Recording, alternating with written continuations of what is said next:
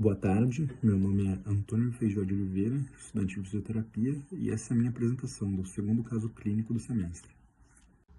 O caso clínico dessa vez apresenta um paciente do sexo masculino de 28 anos, pesando 78 quilos, com 1,80 de altura, IMC de 24,7 aproximadamente, atuante na área da informática e com histórico de atividades físicas regulares. Se apresentou na emergência com dor intensa no punho direito, relatando um acidente que havia acontecido 3 dias prévios durante uma partida de futebol. Ele escreveu ter caído no chão com a mão estendida, tentando se proteger do impacto. Inicialmente, a dor não parecia tão severa, mas piorou progressivamente e passou a limitar significativamente a mobilidade do punho. O paciente também percebeu um inchaço crescente e dificuldade para realizar movimentos básicos, como segurar objetos e escrever. Após análise da radiografia do paciente, percebeu-se uma fratura no punho, mais especificamente no osso escafoide, resultando em dor intensa e inchaço no punho. A região do carpo ou punho é uma área complexa e vital para a função da mão, composta por diversas estruturas anatômicas que trabalham em conjunto para possibilitar o movimento e manipulação de objetos. O punho é formado por 8 ossos carpais, dispostos em 2 fileiras. A fileira proximal, de maneira lateral para medial, inclui o escafoide, o semilunar, o piramidal e o pisiforme, enquanto a fileira distal é composta pelo trapézio, o trapezoide, o capitato e o amato. O rádio e a una, ossos do antebraço, articulam-se com a fileira proximal dos ossos carpais, sendo que o rádio está mais lateral e a una, apesar de não participar diretamente da articulação com os ossos carpais, devido ao disco articular triangular, contribui para a estabilidade do punho. A articulação radiocarpal é a principal articulação do punho, ocorrendo entre o rádio e a fileira proximal dos ossos da região do carpo, com exceção do pisiforme.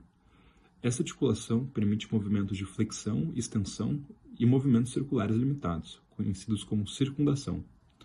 Além disso, a articulação radioulnar distal permite a rotação do antebraço. Entre os ossos carpianos, há também articulações intercarpianas que permitem os movimentos sutis. Os músculos e tendões que atuam no punho desempenham papéis fundamentais na movimentação. Os músculos flexores, como o flexor radial do carpo, o flexor ulnar do carpo e o flexor profundo dos dedos, têm seus tendões passando pelo túnel do carpo, realizando a flexão de punho e dos dedos.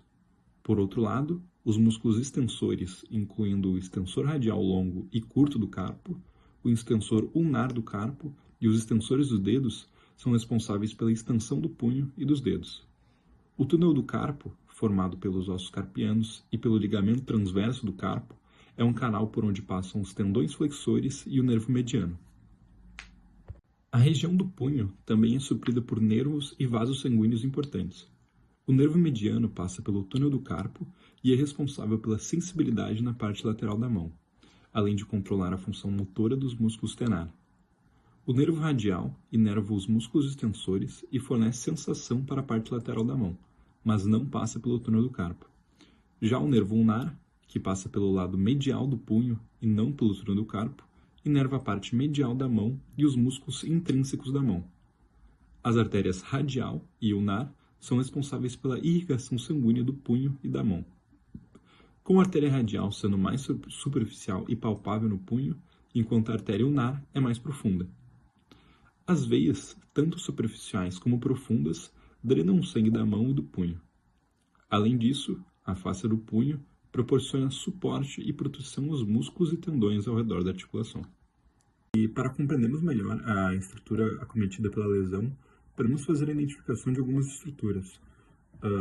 Para começar, podemos analisar os ossos do antebraço, como a una, medialmente, acompanhada do seu processo estiloide, o rádio lateralmente, acompanhado do seu processo estiloide e do seu tubérculo dorsal.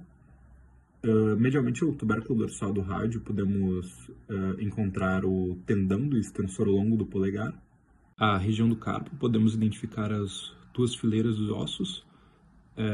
Podemos acompanhar lateralmente, paramedialmente, nós temos o escafoide, o semilunar, o piramidal e o pisiforme, um osso sesamoide. E na fileira distal, podemos acompanhar o trapézio, o trapezoide, o captato e o amato.